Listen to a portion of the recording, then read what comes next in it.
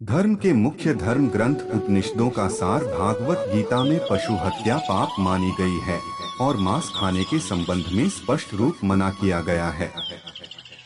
इतना ही नहीं, पशुओं के मांस के संबंध में परमात्मा की सभी रचनाओं को अपनी आत्मा से प्यार है, अर्थात मारना नहीं चाहिए। जैसे हम जानते हैं कि दूसरों का भी वही आत्मा है जो हमारी है। अथर्व वेद में कहा गया है, मानव के लिए चावल दाल फल सब्जियां हैं। माता ई रिक्शा में ही समाज की उन्नति है। चार पैर वाले पशुओं की रक्षा करनी चाहिए। गीता में मांस खाने या नहीं खाने की बजाय में विभाजित किया गया है और विचार बनते हैं जो मनुष्य और मांस जैसी चीजें तामसिक भोजन कहलाती है। इस तरह का भोजन करने वाले लोग अक्सर रोगी होते हैं। सात्विक आहार आयु को बढ़ाने और तंदुरुस्त होने वाला और बल बुद्धि और स्वास्थ्य को वृद्धि प्रदान करने वाला होता है। एक समय की बात है, एक दिन श्री कृष्ण यमुना तट पर बांसुरी बजा रहे थे। उसी समय एक घटना घट गई।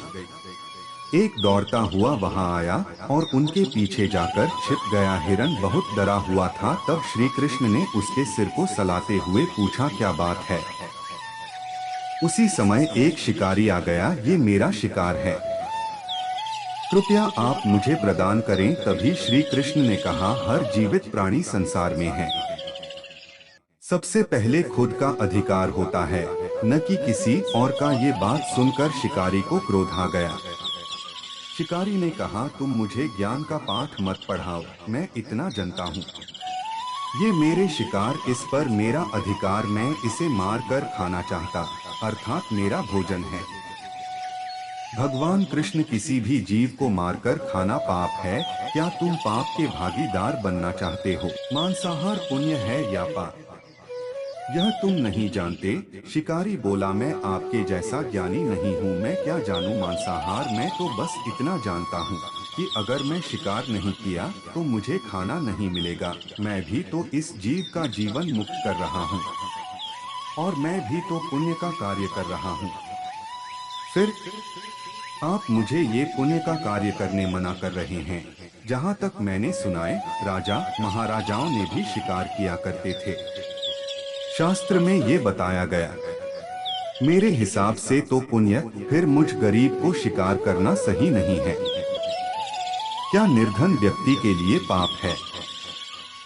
मुझे आप ही बताइए, मांस खाना पाप है या पुण्य? शिकारी के मुख्य ऐसी बातें सुनकर भगवान श्री कृष्ण इसी बुद्धि भ्रष्ट हो गई। मांस खाने के कारण सोचने समझने शक्ति नहीं है। भगवान श्री कृष्ण ने कहा, ध्यान सुनो, तुम्हें मैं एक कहानी सुनाता हूँ, फिर आप ही बताना मांस खाना पाप है या पुण्य। शिकारी सोचने लगा, आखिर मैं इस कहानी को सुन ही लेता हूँ, मेरा मनोरंजन भी हो जाएगा और मुझे मांस भी मिल जाएगा। भगवान श्री कृष्ण, एक राजा के राज्य एक बार अकाल की वजह से उत्पादन कम हो गया। प्रजा में भूख मर्री छा गई और राजा को चिंता होने लगी कि समस्या का निदान करने के लिए पांचों तथा मंत्रियों को सभा भुलवाई नहीं। राज्य का धन कोष खाली हो चुकी है। ऐसी में संग्रहित धन खत्म हो जाएगा। सलाहकारों से धन रात्रि के बारे में सभी से पूछा जाने लगा, अर्थात प्रस्ताव रखा गया। आदि धन को उगाने के लिए श्रम करना पड़ता है और समय भी काफी लगता है। ऐसे में तो कुछ भी सस्ता नहीं हो सकता। पर आप सभी के विचार में हमें क्या करना चाहिए, ताकि कम और सस्ता उपाय बताएं जो जल्दी हमें खाने के लिए मिल जाए। सबसे सस्ती वस्तु क्या है? फिर सभी मंत्रियों गण सलाहकार सोचने लगे। खाद्य पदार्थ उगने में तो काफी समय लग सकती है। तभी एक मंत्री ने खड़े होकर कहा, महाराज, मेरे हिसाब में सबसे सस्ता पदार्थ मांस है। मेरे मुताबिक सबसे सस्ता मिलता है और इसमें धन की भी हानि नहीं होती है और बड़े आराम से हमें मांस भी मिल जाएगा। सभी मंत्रियों ने हाँ में हाँ मिला दिया, पर प्रधानमंत्री ने चुप था। राजा ने कहा, प्रधानमंत्री तुम चुप क्यों हो, तुम भी कहो। प्रधानमंत्री ने कहा कि मैं नहीं मानता मांस सबसे सस्ता हो सकता है, पर मैं अपने विचार कल से आपके सामने रखूंगा। आज मुझे क्षमा करें। प्रधानमंत्री कुटिल और बुद्धिमान था, बीरबल की तरह। जो मंत्री प्रस्ताव रखने वाली सलाहकार मंत्री के घर पहुंचा, शाम को प्रधानमंत्री यह प्रस्ताव रखा था। जिस सलाहकार मांस का प्रस्ताव दिया था, प्रधानमंत्री को अपने घर आया देखा तो वह घबरा गया। सलाहकार जिसकी डर से कांप गया। प्रधानमंत्री ने कहा, महाराज बीमार हो गए, उनकी हालत बहुत ही खराब हो गई है। आज शाम से राजवैद्य ने कहा है, इसकी प्राण को बचा पाना मुश्किल है। राजवैद्य की आज्ञा से तुम्हारे पास आया हूँ। सलाहकार राजवैद्य ने किया संदेश भेजा, मंत्री जी। प्रधानमंत्री ने कहा, महाराज के जान को खतरा है। अर्थात क्या समस्या होगी है? प्रधानमंत्री, किसी सप्रिय आदमी के 1 तोला मांस चाहिए, तभी महाराज बच पाएंगे। खासकर तुम्हारे, इसके अलावा आप मुहमांगी रकम ले सकते हो। चाहो तो आप प्रधानमंत्री की पद भी ले सकते हो। सलाहकार पैर पकड़ने और गिराते हुए बोला, यह बात किसी और को पता ना चले, आखिर मैं ही नहीं रहूंगा तो पद और स्वर्ण मुद्राएं किस काम की? अर्थात मुझे क्षमा करें पर मांस नहीं दे सकता। प्रधानमंत्री से याचना किया, चाहे तो मेरा सब कुछ ले ले, आप 2 के जगह पर 4 लाख स्वर्ण मुद्राएं मेरे से ले जाओ, लेकिन मुझे जाने दे। प्रधानमंत्री वहां से स्वर्ण मुद्राएं कर चला गया। राजा की सभी सलाहकारों ने सबने अपने बचाव के लिए प्रधानमंत्री को 1 लाख कोई 3 लाख स्वर्ण मुद्राएं दिए।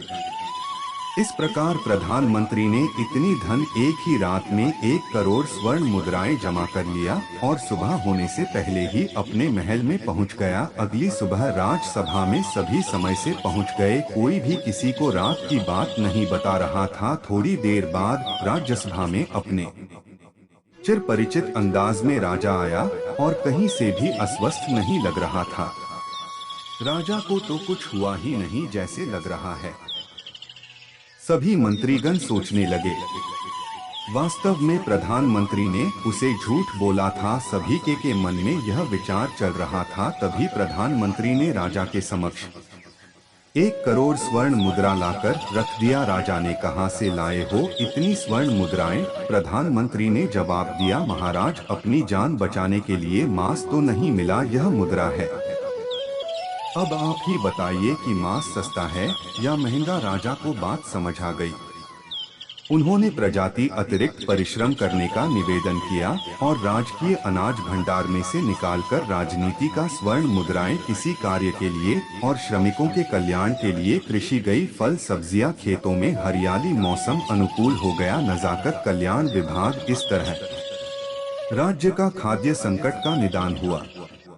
भगवान की वाणी सुनकर शिकारी परिपूर्ण हो गया और शिकारी ने भगवान के आगे हाथ जोड़ चला गया। उसने कसम खाई कभी शिकार न करने की। शिकारी को समझ में आ गया, महानता तो तभी है जीवन लेने में, बल्कि जीवन देने में। मित्रों, जीवन का हमें भी जान प्यारी है, उसी तरह सभी जीव करना चाहते हैं, परंतु आपके ऊपर निर्भर है आप क्या खाना पसंद करेंगे।